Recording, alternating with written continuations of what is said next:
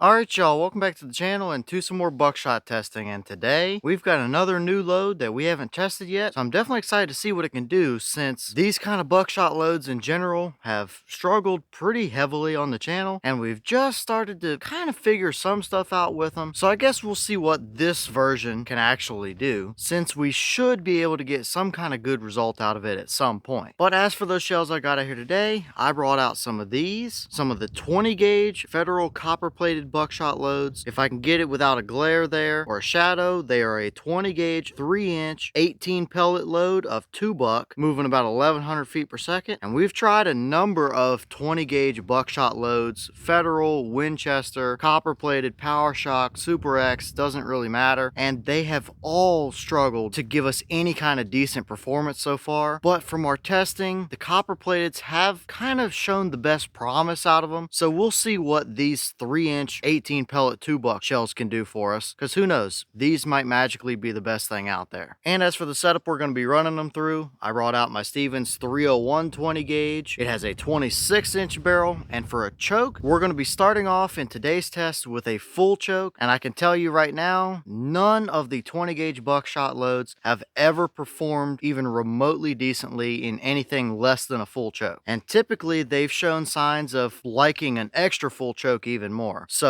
this may not be the ultimate choke for these shells, but it's where we're starting out at today, and we'll see where we're at, because we can always move up or down from here. But as for today's test, everything is set up the same as usual. I've got the big sheet of paper at 40 yards, I've got the chronograph so we can get our velocity, and I've got the templates that we can lay up over our target as well. So let's get you guys to view that target and see just what the copper plated 20 gauge 18 pellet 2 buck loads can do. I don't immediately have the highest of hopes for them coming into it, but we don't know what's going to happen until we try it, and maybe this is the perfect combination of stuff today. I don't know, but let's take our shot and see what kind of a starting point we can get, at least for these copper plated 2 buck 20 gauge loads.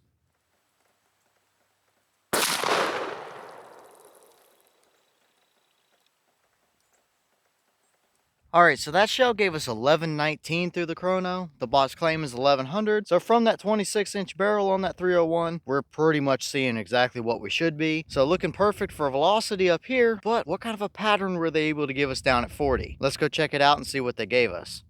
Alright, well, now we're down here at our 40-yard paper, and I gotta say, this is just a massive letdown right here. This is the definition of a donut pattern if I've ever seen it. The white dot was my point of aim, and we literally drew a circle around the entire edge of the paper, all the way around. We did have all 18 pellets on this paper at 40 yards, so we can see the entire pattern here. And that paper is 36 inches wide by about 44 inches tall, and we pretty much circled that entire thing there. So yeah, that is a terrible pattern. It's not even remotely even either. I mean, I guess the edges of the donut circle are even, but that's about it. So once again, another 20 gauge buckshot combination that does not pattern well. Now yeah, like I've already said, that shell and full choke combination might not be the perfect one for these shells. We knew that coming into it. But seeing as though this threw a straight up donut pattern with nothing at all in the middle there, not even a single pellet, tells me that we are probably way off. Something is either messing with the shells with how they're loaded, or that choke combination is completely the wrong thing. Now, sometimes a donut pattern like this can be from over constricting a shell, and that could make sense, but going based on all of the other 20 gauge buckshot tests that I've ever put up on this channel, we have never seen a good 20 gauge buckshot pattern in anything less than a full choke. Are these shells going to be any different? Possibly so. After seeing this circular pattern, I definitely think it's worth trying them through a modified or maybe even improved cylinder or something to see if we actually were blowing the pattern out. But I'm also curious to run them through a little bit tighter of a choke as well, or maybe the extended extra full choke that I have, and see if that makes a difference. Because if you don't know, those Stevens 301s have really short chokes. They use the wind choke system, so everything constricts down right at the very tip of the barrel, which might have caused this as well. But I don't even know if we can really throw up any kind of templates over this. I mean, I've got a few of them out here, so we can glance at them, I guess, but that pattern is about as useless as anything, really. I mean, that's terrible. So this combination did not work out for us in the slightest. And I guess here's the deer template for a reference. You can clearly see we have nothing anywhere even close to where we need it to be. Now, technically, you probably still would have had a dead deer here because you did have multiple of them right up through his neck area that would have extended past where my template ends. So you might have gotten the deer, but that is not a combination that I would ever hunt with, even at 20 or 30 yards. The circle might be smaller at those closer ranges, but still, you have nothing in your core. So there's really not even much point in putting any of the other templates up either, because it's going to tell us the exact same thing we already know, that that's a terrible result. So at the end of the day, this is a combination that just didn't work, and that's why you test different things to see what works and what doesn't. And of course, your results may vary compared to mine. If your gun has a full choke, these loads might really like it. I don't know. But for my combination today, it clearly did not work out the way we were hoping it would, that's for sure.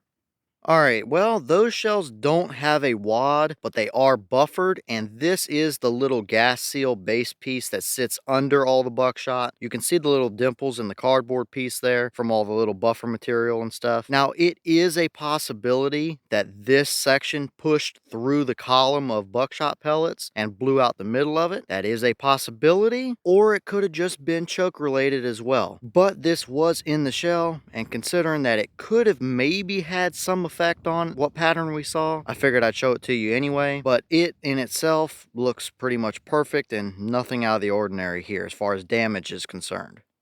Alright y'all, well, what did you think about that pattern right there? That is absolutely terrible. It's the definition of a donut pattern. We literally made a circle around the entire edge of the paper, with not a single pellet anywhere even remotely close to the middle of it. So definitely a pretty terrible performance. And like I've already mentioned earlier, 20 gauge buckshot across the board, no matter what brand or shell type it is, has always heavily struggled in all of our tests. Now, is that just 20 gauge buckshot in general, just not having the development backing or whatever behind the quality control of them to where they're just not as good as 12 gauge? Or is it just my particular 301 hates anything buckshot related, but pattern's great with literally anything else? I have no idea. As for this pattern today, we could have had several things that kind of went wrong. It could just be a terribly loaded shell where that little base piece pushed through our pattern and kind of blew the middle of it out. We could have had the wrong choke combination for it. Based on what we have seen out of other even copper plated 20 gauge buckshot loads, they tend to like more constriction. So I guess we'll see what happens if we run them through a modified or improved cylinder choke, because I know somebody is going to already have commented saying that this is completely the wrong choke and that's the only choke I can run with these. But we don't know what's going to happen until we try something, which is how you find your good and bad combinations, is by trying stuff. So I guess leave all your thoughts down in the comments. This was definitely a massive disappointment for today, without a doubt. But with that being said, I've got some more testing to get done for you guys, so I'm going to get back to it. As always, we have the channel Instagram as well as the mailbox where you can send stuff if you'd like. All that information will be in the description down below if you're interested in it, but I'm going to get back to it, so I'll see y'all in the next one.